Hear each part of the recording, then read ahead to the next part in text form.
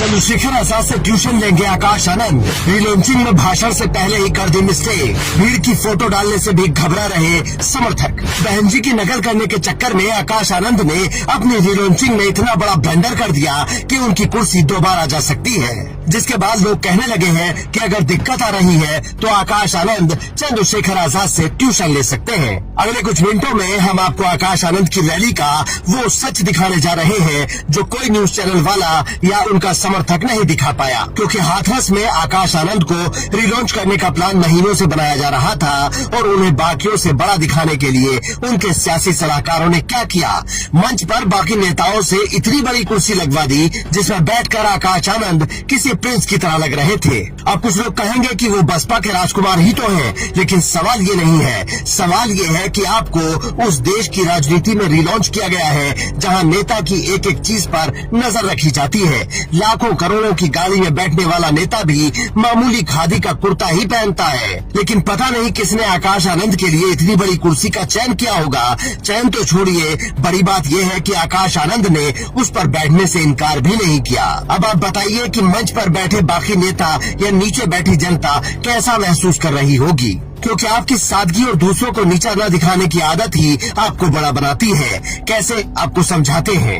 एक बार अब्दुल कलाम को मंच पर बाकी लोगों से बड़ी सीट दे दी गई तो उन्होंने उसे बदलवा दिया था, जबकि वो उस वक्त राष्ट्रपति थे और मंच पर मौजूद ज्यादातर लोगों से उनकी उम्र भी ज्यादा थी। लेकिन यहाँ आकाश आनंद से बड़ी उम्र के लोग और महिला भी मंच पर थी, लेकिन वो महाराज की तरह शाही कुर्सी का आनंद लेते रहे।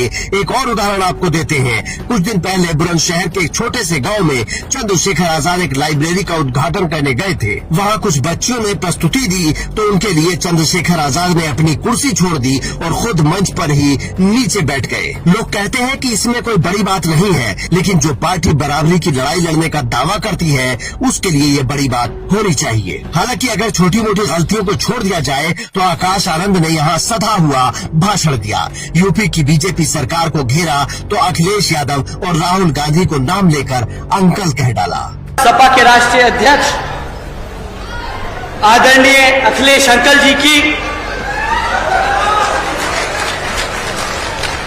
मैं पूरी इज्जत से, पूरे आदर सम्मान से उनका नाम ले रहा हूं। उनकी उम्र अब हो गई है। अगर मैं 30 साल का लड़का 50 साल के बाद आदमी को अगर अंकल नहीं कहूंगा तो फिर क्या कहूं, आप ही बताएं।